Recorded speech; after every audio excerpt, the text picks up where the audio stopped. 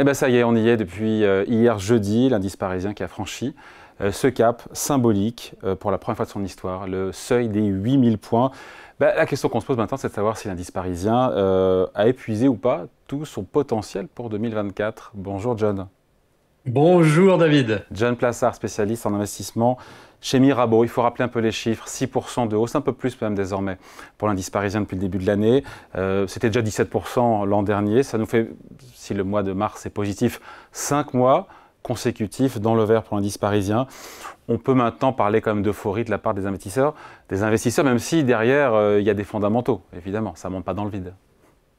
Oui, alors je dirais plutôt qu'euphorie, je dirais que c'est un rattrapage. Alors rattrapage assez violent, bien évidemment, mais vous l'avez dit, qui repose quand même sur des éléments tangibles. On a eu plusieurs étoiles qui se sont alignées. La première, c'était la question économique et macroéconomique. Je vous rappelle quand même que tout le monde a été surpris par la vigueur économique, notamment aux États-Unis l'année passée. On est dans une situation où on a une inflation qui est en train de baisser, qui va être maîtrisée, et puis des anticipations de baisse de taux d'intérêt. La deuxième étoile, je dirais que c'est la question de la performance des entreprises du CAC 40, puisque si on regarde leurs derniers résultats, ils sont en ligne et surtout, ils sont dans les perspectives plus importants que prévus par les analystes. Et on a vu qu'on a pas mal d'entreprises qui ont effectué des rachats d'actions. Et quand on parle de rachat d'actions, eh bien évidemment, ça dope les entreprises, leur cours boursier, bien évidemment. Et la troisième et dernière étoile, je dirais que c'est la question un peu psychologique. C'est-à-dire qu'on a une confiance accrue des investisseurs, le fameux, on appelle ça aux États-Unis le fear of missing out, c'est-à-dire qu'il faut absolument être dans les marchés et on veut éviter de louper la hausse. Ça, c'est la première des choses qui explique certains flux qui sont en train d'arriver. Et puis, on a de plus en plus un appétit pour le risque après une année 2022 qui était catastrophique, une meilleure année 2023 et potentiellement des perspectives avec des baisses de taux, comme je disais avant, qui dopent normalement les indices boursiers. Ouais, d'ailleurs, de ce point de vue-là, du côté de la BCE, hier, elle a donné un petit coup de pouce, on va dire, aux investisseurs en nous disant finalement que l'inflation reviendra bien et plutôt que prévu à 2%, parce que selon elle, ça sera l'an prochain. Oui, exactement. Et hier, on a vu, alors, je dirais que dans le discours global, il y a absolument rien qui a changé par rapport à la dernière réunion. Mais ce qui est le plus important et ce qui a évidemment ravi les investisseurs, c'est les nouvelles perspectives d'inflation pour 2024, notamment, qui ont été baissées de 2,7 à 2,3%. Donc, on y arrive à ces fameux 2% qui sont recherchés par la Banque centrale européenne, qui devraient arriver théoriquement, selon leurs projections, l'année prochaine. Et la deuxième des choses qui a ravi aussi les investisseurs, eh bien, c'est les anticipations de baisse de croissance cette année, puisque on passe de 0,8 à 0,6%, et on est dans une situation où si on voit les estimations d'inflation et de croissance qui sont en train de baisser, eh bien, ça laisse le terrain pour une baisse de taux en juin prochain. Exactement, ça crédibilise ce scénario d'une baisse de taux. D'ailleurs, on parle de la BCE, mais côté Fed aussi, a priori, il pourrait se passer des choses au mois de juin.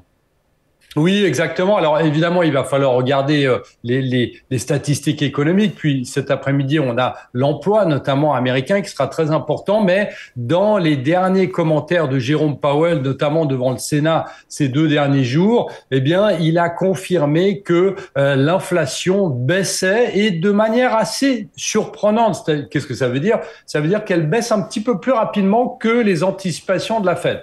C'est-à-dire que là aussi, on est dans une situation où avec une légère dégradation économique aux États-Unis anticipée pour ce début d'année, cette première partie d'année, eh bien, il y a aussi, tous je dirais que le terrain est préparé pour une baisse de taux aussi en juin prochain. Aujourd'hui, commencer par ça aussi, John, le CAC 40 n'est évidemment pas un cas isolé dans le monde. La plupart des grands indices boursiers mondiaux ont pulvérisé et établi de nouveaux records. Oui, hier soir, on peut parler rien qu'hier soir, le S&P 500 aux États-Unis, le Nasdaq. Si on prend l'Europe, on a le DAX, donc l'indice allemand qui a touché un plus haut historique. Et puis, comment ne pas rappeler, alors ça c'est vraiment pour l'anecdote, mais que le marché, l'indice danois, qui est porté par une valeur qui est Novo Nordisk, qui pèse plus de 50% de l'indice, eh bien, évidemment, est à des records historiques, tout comme l'action Novo Nordisk. Alors, on est dans une situation, effectivement, où ce qui est assez, alors c'est difficile à dire ça en économie, mais ce qui est assez sain, c'est que c'est pas seulement le S&P 500 qui atteint un record, c'est d'autres indices dans le monde, et ce qui prouve qu'il y a évidemment un appétit pour les actions. Si on regarde donc, si je synthétise un petit peu, si on regarde les ingrédients du cocktail qui expliquent ce record, ce nouveau record sur le CAC 40, donc si on résume les très bons résultats des entreprises, les espoirs de baisse de taux qui se confirment sur le mois de juin, on n'a pas évoqué l'engouement pour l'IA, mais l'IA c'est plutôt Wall Street, c'est pas tellement le CAC 40, non? Oui, exactement. Alors, on a vu qu'il y a certaines valeurs, alors pas sur le CAC, mais il y a certaines valeurs en Europe, comme ASML et puis d'autres opérateurs, notamment dans les semi-conducteurs, qui sont un petit peu en retard d'ailleurs sur les États-Unis, mais ça c'est leur positionnement. Mais vous parliez d'anticipation. Moi, je mettrais aussi dans la balance de ce qui est en train de se passer, parce que vous savez, il y a souvent des questions qui sont posées en disant, mais on comprend pas pourquoi le CAC est à un record, alors que la situation économique en France se dégrade énormément, tout comme en Allemagne qui est en récession ou proche de la récession. Puis en fait, lorsqu'on regarde en détail les valeurs qui constituent le CAC 40, eh bien, on voit que la majeure partie de ces valeurs, eh bien, ont une orientation à l'international. Qu'est-ce que ça veut dire? Ça veut dire qu'ils font pas leur vente, la majeure partie de leur vente en France, mais ils le font à l'international. Évidemment, on peut parler de LVMH, de Hermès, mais on peut aussi parler de Accor, on peut parler de L'Oréal et d'autres valeurs qui sont qui font leur argent à travers d'autres pays, notamment les États-Unis, qui ont une croissance plus vigoureuse que la croissance française. Je reviens juste sur l'engouement autour de l'IA, de l'intelligence artificielle, John, qui s'est cristallisé autour d'une valeur qui déjoue tous les jours, quasiment tous les pronostics. C'est Nvidia, on en a parlé ici aux États-Unis.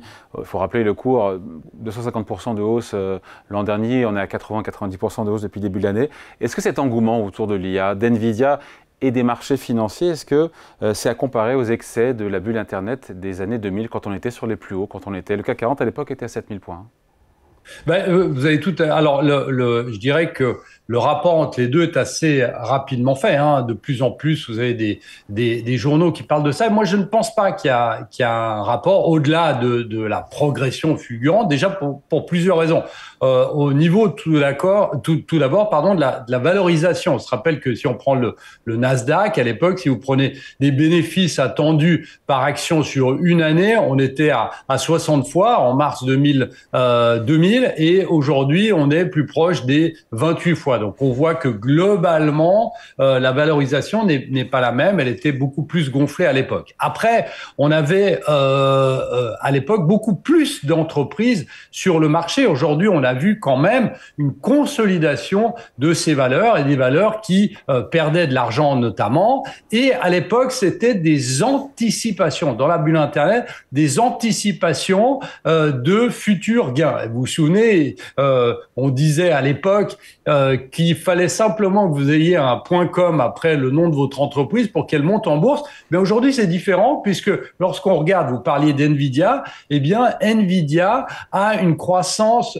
fulgurante, par exemple, et des anticipations de croissance qui sont toujours très importantes. Donc, aujourd'hui, la hausse de Nvidia, évidemment, qui va beaucoup trop vite, mais la hausse de Nvidia repose sur des éléments tangibles. Et je vous rappelle quand même une chose, et on en avait parlé, David, ensemble, c'est que le CEO de Nvidia dit simplement une chose, c'est que la pire des choses pour eux, c'est qu'ils n'arrivent pas à produire assez vite face à une demande qui est beaucoup trop rapide.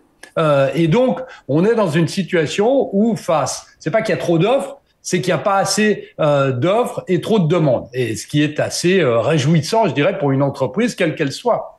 On se dit quoi? On finit là-dessus, John, sur le CAC 40. On est à 8000 points. Il est cher ou pas? C'est la question qu'on se pose aujourd'hui. Quand on regarde les ratios de valorisation, le fameux PER, ratio cours sur bénéfice par action, on est à 13, manifestement, sur le résultat attendu, contre une moyenne historique à 14. On se dit qu'il n'y a pas de survalorisation. Et la question qui est associée, c'est de savoir si, sur 2024, le CAC 40 n'a pas épuisé tout son potentiel, alors qu'un peu de gens avaient parié qu'on serait à 8000 points en fin d'année. Oui, alors je crois pas ici que la question de la valorisation du CAC 40, alors certaines valeurs qu'il a constituées évidemment, mais la valorisation du CAC 40 est trop élevée parce qu'on arrive, vous l'avez dit, dans la moyenne de ces dernières années, donc on n'est pas dans une euphorie ici. Et moi, ce qui me paraît extrêmement intéressant là-dedans, c'est que si vous regardez les valeurs qui ont progressé depuis le 1er janvier, bien vous avez le luxe, hein, Hermès, LVMH notamment, vous avez Safran, Capgemini, Stellantis. Mais dans ces valeurs, eh bien, si vous regardez par exemple Total ou si vous regardez Sanofi, qui sont assez lourds, je dirais, dans le CAC 40, eh bien, ils ont fait des performances négatives. Donc, on peut s'imaginer que les grands gagnants du début d'année qui peuvent encore continuer à monter, eh bien, peuvent progressivement être remplacés par d'autres entreprises. Je vous rappelle quand même que si on prend le cas aux États-Unis, eh bien, Eli Lilly, qui fait aussi des médicaments anti-obésité comme Novo Nordisk, eh bien, est en train d'arriver et dépasser plusieurs des fameux 7 magnifiques. Et donc, on est aujourd'hui dans une situation où on peut se bousculer au portillon et d'autres valeurs peuvent remplacer les stars d'aujourd'hui du CAC 40 et on peut avoir une saine, je ne sais pas si on peut dire ça comme ça, mais une saine rotation pour que le CAC 40 puisse continuer et aller plus haut des 8000 points. Et je termine juste ici, là-dessus, David. Rappelez-vous que statistiquement, l'histoire nous dit que normalement, les records historiques appellent à de nouveaux records historiques. C'est pas parce que vous arrivez à 8000 que le CAC 40 va s'effondrer. Normalement, ça se suit, je dirais. Faut-il qu'il y ait d'autres valeurs, comme vous dites, du CAC 40 qui prennent le relais? On suivra ça évidemment. Merci à vos explications. Signé John Plassard pour la Banque Mirabeau. Merci John, salut. Merci David.